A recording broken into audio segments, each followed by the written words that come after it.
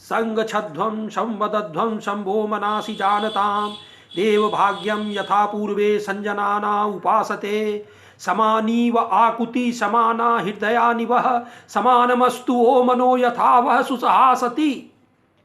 ऋषियों ने करीब 15,000 साल पहले इन ऋचाओं के माध्यम से पृथ्वी के वासियों को एक समाज बनाने का आह्वान किया था जहां किसी का शोषण न हो। लेकिन आज तक हम पृथ्वीवासी ऐसे समाज की रचना न कर पाए। नवयुग चैनल के माध्यम से ऐसे ही समाज की रचना के लिए मैं आशा की गीत लाया हूँ। हमारे गुरु श्री श्री आनंद मूर्ति जी द्वारा बताए गए सिद्धांतों के आधार पर ज्वलंत मुद्दों पर मैं अपनी बात रखूंगा ताकि हम अपने ऋषियों के द्वारा कल्पना किए गए समाज की रचना कर सकें। आज का विषय है होली।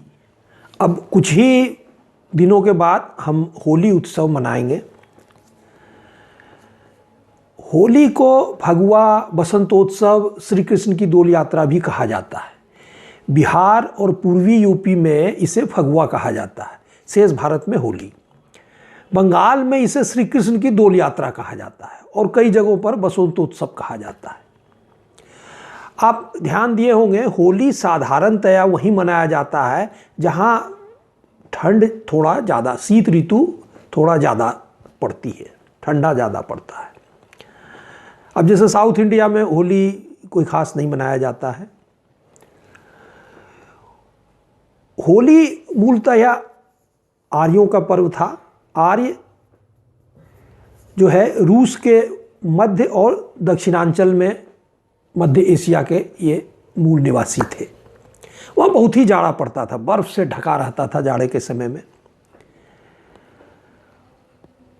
शीत काल में घर से बाहर निकलना मुश्किल था, कोई लोग कार्य नहीं कर सकता था। उस समय विज्ञान की तरक्की उतनी नहीं हुई थी, तो ठंड में लोग घर में ही ज़्यादातर पड़े रहते थे।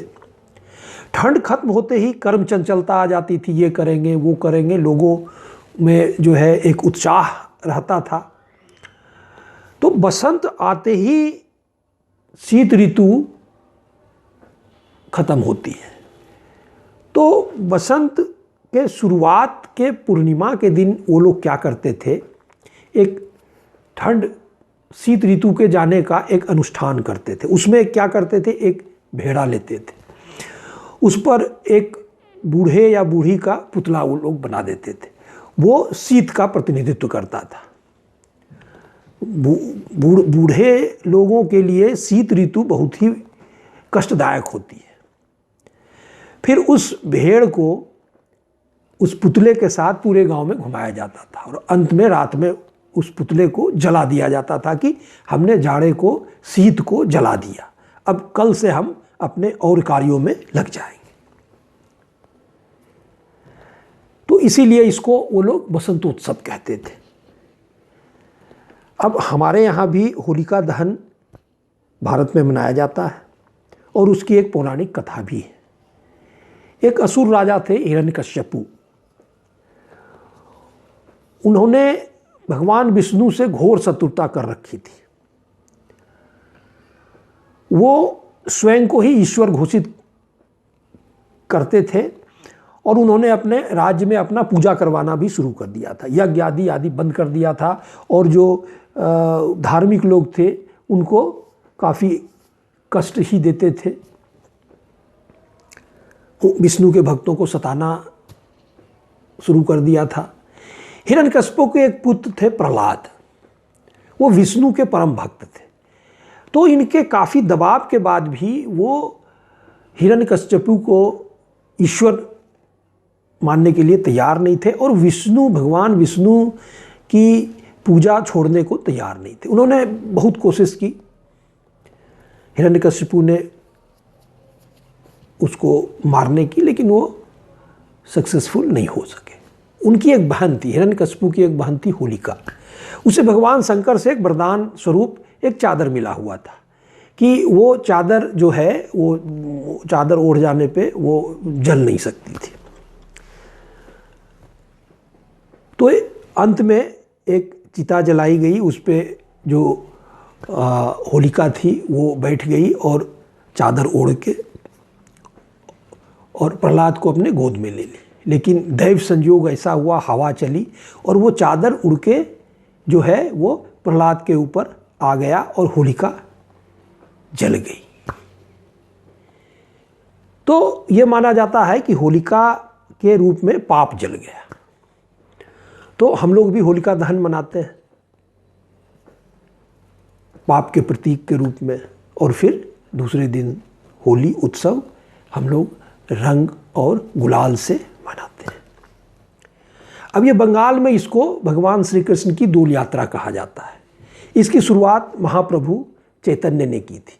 महाप्रभु चैतन्य करीब करीब 500 साढ़े 500 साल पहले 2 बार वृंदावन की यात्रा पर गए थे।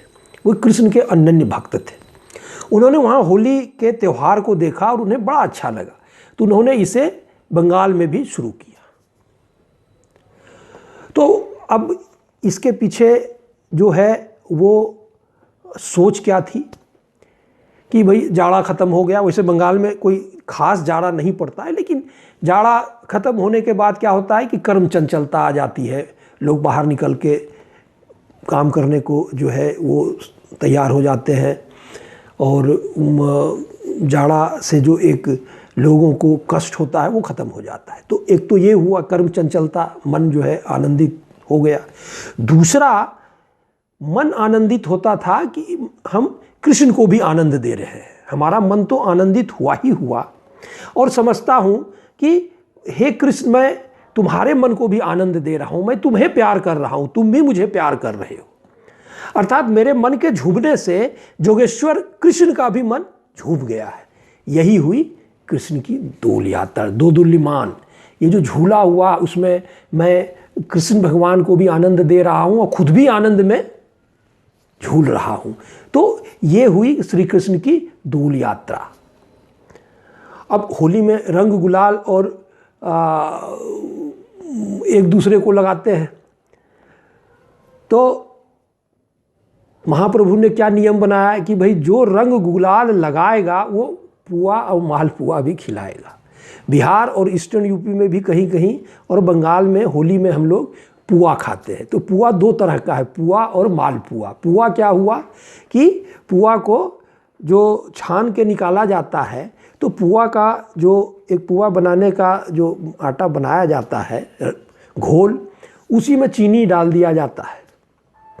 और मालपुआ किसे कहते हैं कि उसमें चीनी नहीं डाल के चीनी का अलग से रस तैयार किया जाता है और उसको छान के और तब उस जो है रस में दिया जाता है। तो ये हुआ मालपुआ।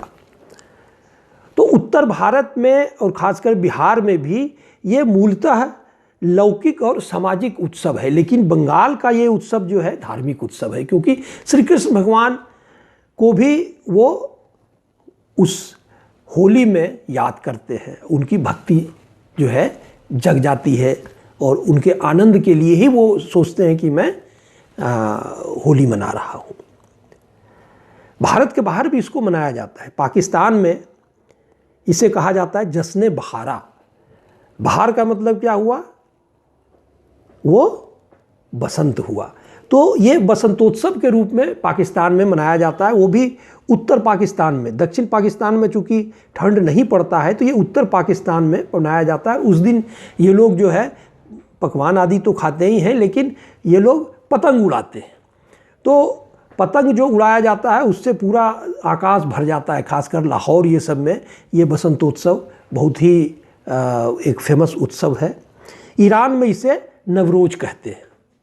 तो ईरान भी चूँकि वहाँ भी आर्य लोग थे तो वहाँ भी बसंतोत्सव मनाया जाता है। तो ये मूलतः है जहाँ ठंड ज़्यादा पड़ता था, एक सामाजिक और लौकिक उत्सव के रूप में। और जो महाप्रभु चैतन्य थे उन्होंने इनको दिया था एक धार्मिक पुट और धार्मिक उत्सव के रूप में बंगाल में इसे मनाया जाता है। यही हुई हम लोगों की होली।